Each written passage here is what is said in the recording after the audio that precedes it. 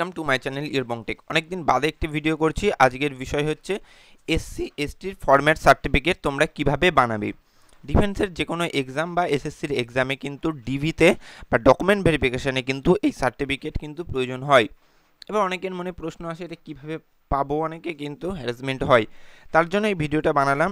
Only SC এসটির এই process, ওবিসিদের আলাদা পরের ভিডিওতে আলোচনা করব। ডোমিসাইল বা রেসিডেন্সিয়াল কীভাবে বানাবে সেটাও বলে দেবো পরের ভিডিওতে।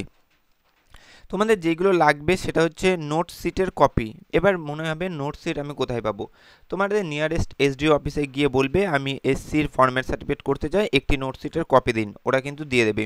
যে দপ্তরে ফরম্যাট সার্টিফিকেট লাগবে তার নোটিফিকেশান, অর্থাৎ তোমাদের যদি অ্যাডমিট কার্ড ইস্যু হয়ে থাকে তার যে প্রিন্ট আউট সেটা কিন্তু তার সাথে দেবে।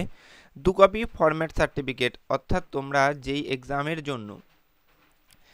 এক্সামের জন্য পরীক্ষাটা দেবে তার একটা ডিটেলস নোটিফিকেশান তোমরা দেখবে যে কমিশন থেকে প্রেস করে।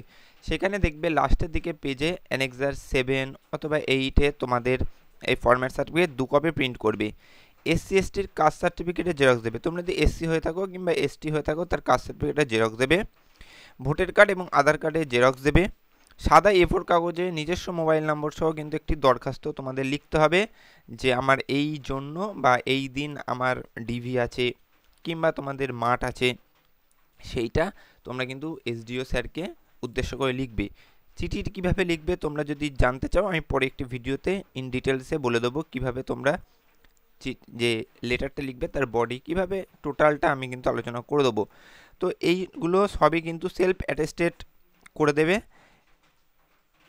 এবং তোমাদের 2 থেকে 3 দিনের মধ্যে কিন্তু এসডিও অফিস থেকে দিয়ে দেবে, একটা ডেট দিয়ে দেবে, সেই ডেটে যাবে।